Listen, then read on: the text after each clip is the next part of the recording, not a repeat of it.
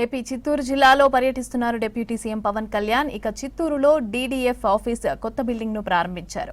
పంచాయతీరాజ్ గ్రామీణ అభివృద్ధి సంస్కరణలో భాగంగా రాష్ట్రంలో 77 డీడీఎఫ్ ఆఫీసులను ప్రారంభించామన్నారు పవన్. ప్రజలకు సేవలు అందించడానికి ఈ డీడీఎఫ్ ఆఫీసులు ఎంతో ఉపయోగపడతాయని చెప్పారు.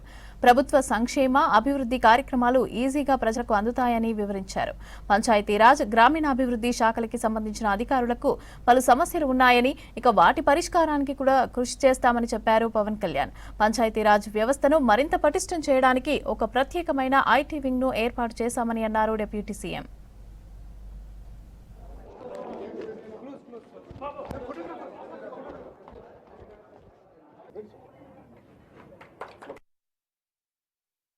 నేను పంచాయతీరాజ్ శాఖ చేపట్టిన తర్వాత it's instrumental back bone of the entire state administration. 70% మనది గ్రామాలతో ఉన్న రాష్ట్రం ఉంది.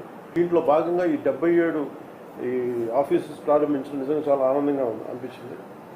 ఈ ప్రతి పంచాయతీ ఈ కార్యాలయాల నుంచి చాలా సేవలు అందిస్తారు. ప్రతి సేవ మన పౌర సేవలు విస్తృతంగా ప్రజలకు చేరువేందుకు ఈ మార్పు దోహదపడుతుంది. ప్రతి పంచాయతీ స్వతంత్రంగా వ్యవహరిస్తూ ప్రజల అవసరాలను తీరుస్తూ స్థానిక సంస్థల దగ్గర సాధ్యం కాని పనులకు మాత్రమే ప్రభుత్వాలపై ఆధారపడేలా బలోపేతం చేయాలని ఈ సంస్కరణలు తీసుకురావడం జరిగింది. ఈరోజు మనం ప్రారంభించిన డివిజనల్ డెవలప్మెంట్ ఆఫీసుల ద్వారా క్షేత్రస్థాయిలో ప్రభుత్వ అభివృద్ధి సంక్షేమ కార్యక్రమాలను సమీకృతం చేస్తూ నిరంతరంగా రెగ్యులర్ పర్యవేక్షించడం కూడా చాలా తేలికగా చాలా సులభం అవుతుంది.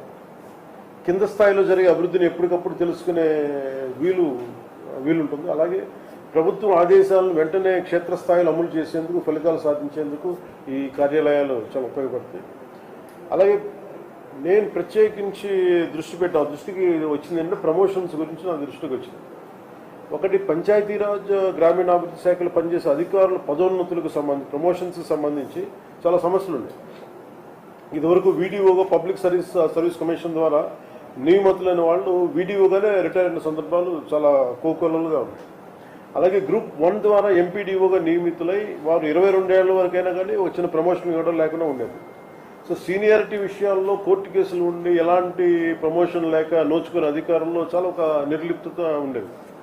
దీన్ని పోగొట్టుకోవడానికి అనేక పరిపాలనా సంస్కరణలు పట్టుకొచ్చాం. తద్వారా మనం ఈ నిర్ణయం తీసుకోవడం దాదాపు 10,000 మందికి ప్రమోషన్స్ ఇవ్వడం జరిగింది. ఇది చాలా పారదర్శకంగా నేను అధికార యంత్రాంగానందరికీ, పేషీలు కూడా ఒకటే చెప్పాము, ఉన్నతాధికారులందరికీ ఎక్కడ